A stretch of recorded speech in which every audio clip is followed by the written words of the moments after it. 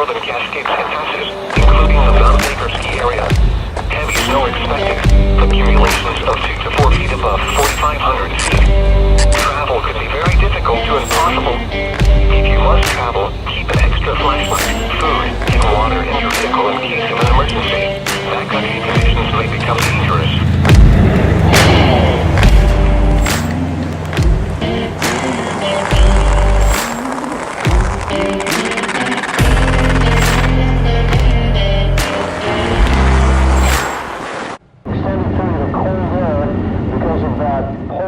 Pressure system and the meandering jet stream.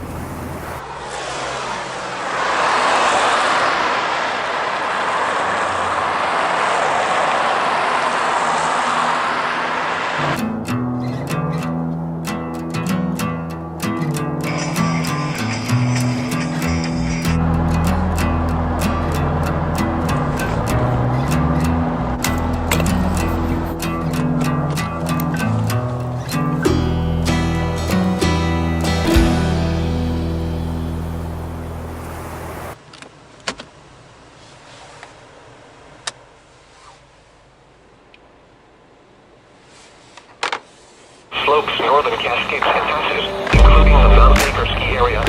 Heavy snow expected. Accumulations of 2 to 4 feet above 4,500 feet. Travel could be very difficult to impossible. If you must travel, keep an extra flashlight, food, and water in your vehicle in case of an emergency. Backcountry conditions may become dangerous.